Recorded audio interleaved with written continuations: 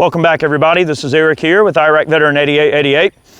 Want to put together a special video. We're going to be comparing and contrasting the Glock 19X to the Sig M17.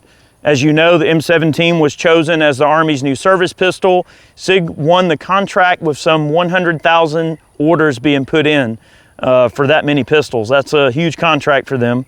As you know, the U.S. military, specifically the Army, requested a modular pistol, and they put forth this modular pistol testing program, and many companies submitted a pistol for trials, okay, part of those trials.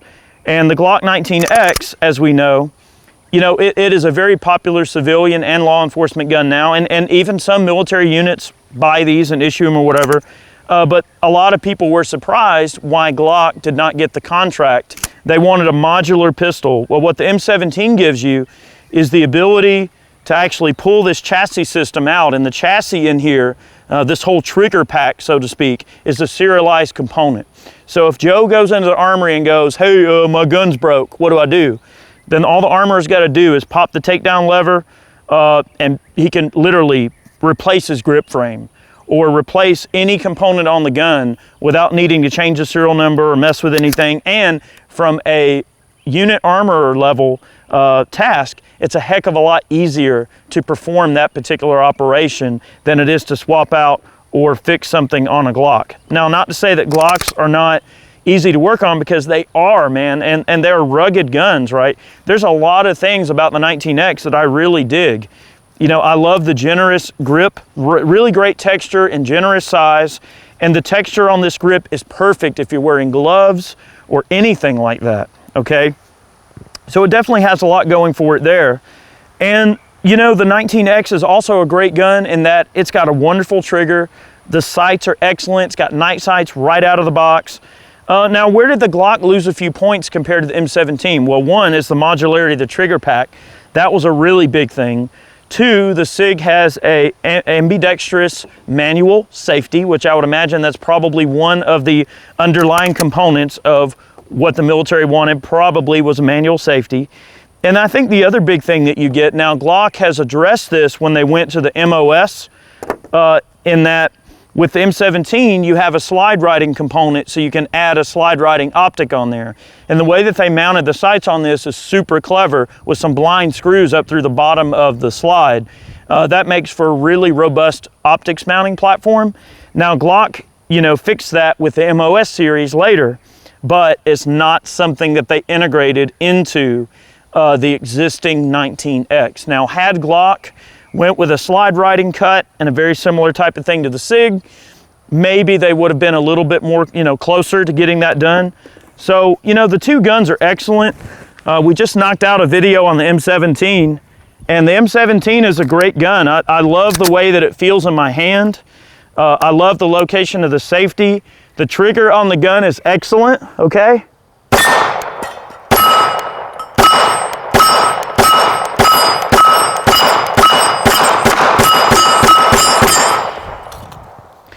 So the Sig has definitely got a lot going for it in that it's got a great crisp trigger. It's got that chassis system. It does have a longer slide. So when you compare the two guns in terms of their length, the 19 is definitely a shorter slide, which makes a more compact setup. So with the 19, you get a shorter slide and a shorter sight radius, which makes the gun more concealable, but you still have the full capacity of a standard Model 17. Now, that might not have necessarily been what the military was looking for. They might have wanted that full-on duty gun, okay? Both of these are equipped with Streamlight TLR1 HLs. The 19 does add a couple of extra rounds that the standard M17 does not have. It has a 19-shot magazine. I love that the sights on this gun are pretty low profile. The bore axis on Glocks is great. These guns are fantastic, and they shoot exceptionally well.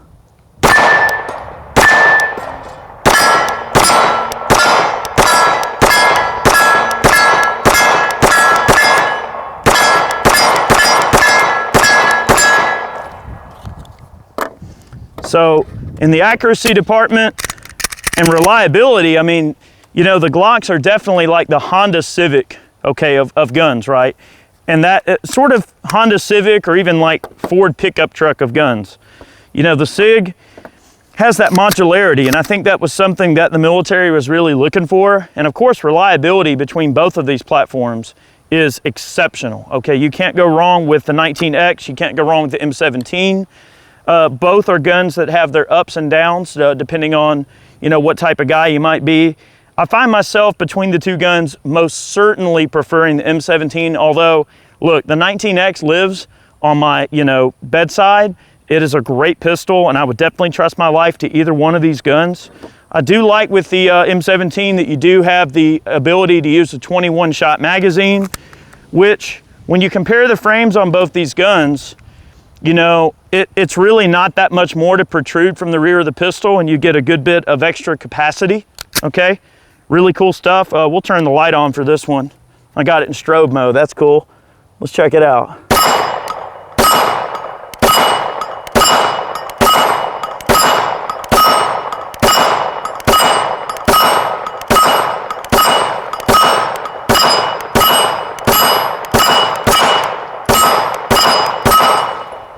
Good stuff. Man, and the M17 is a fantastic pistol. It's great. Now, for the 19X, I'm actually wearing my Alien Gear Rapid Force. This is their newest duty holster, and you can see it's compatible with a weapons light, which is really nice. So there's lots of companies that are cutting Kydex, making specialized holsters for both platforms, with and without lights. So in terms of holster and parts compatibility, that's really not much of an issue. The M17, you can go with like the Wilson combat frames, which are really nice. That's one thing on the civilian side with the M17 that is awesome, is that you can change out grip modules at a whim, right? So if you want the long rail system version with the rail that comes out completely to the end of the gun, you can do that. Or if you want the shorter version, or if you want to order a shorter slide and put it into a more compact configuration, you can do so. Glocks, you can do that to some degree, but not as easily as the M17. All right, so I'm gonna break out another mag. Let's load the 19X. I got gypped. Okay, now this leads us to the next point of concern, is that because of the swells on the bottom of the 19X, you do have to use 19X specific magazines. We see that a standard Glock 17 mag will not fit in a 19X without trimming that tab off the bottom, which some people just take that on a grinder and just grind it off. But look at that. That's a no-go. It's okay, I got a big mag for that. All right, we'll load a, I'll put that in my holster there out of the Rapid Force. But this is a great holster. They're available in double and triple retention, and they do have a cover for the slide rider if that's what you want to have set up on your pistol. But this one's just got the paddle. I can come right out, and we'll go ahead and put our strobe mode on this one too. I know it's daytime, but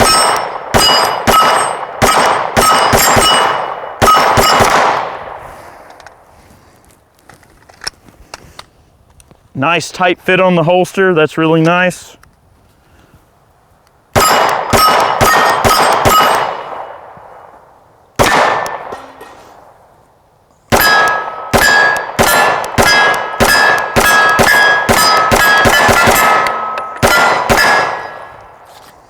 Yeah. Oh yeah. Good stuff. All right, I got one more mag for the M17. You guys probably noticed that I'm treating this comparison video a little bit differently than what you might expect from me. So hopefully I caught you guys by surprise a little bit. The two guns are excellent. I do like the 19X very much. This is a wonderful pistol and certainly extremely capable. It does utilize the newer generation recoil reduction guide rod assembly, which does make the felt recoil extremely minimal. These are a super controllable 9mm, and you do have the interchangeable back straps on the 19X, which is one component. All right, now we're getting into some points away from the M17. That's one component that you do not get with the M17. The M17 is what you see is what you get on the back straps, or the, you know, the size, the physical size of the gun. However, you don't change the back straps, you change the frames. So that's the cool thing, is a complete frame system. If we look at the rear of this frame, the standard M17 ships with the medium frame. If I want the larger frame, I can go for large or whatever size. So it is modular in that you can change out anything about the frame you want, and that the frame modules are super, super inexpensive. So instead of getting a case full of accoutrements that you don't want, like backstrap assemblies that most of us just throw away, you simply just get the frame you want and don't look back. All right, good stuff. Forward cocking serrations on the M17 versus the 19X does not have forward cocking serrations. And that may matter to some people, but cool stuff. All right, one more mag out of the M17.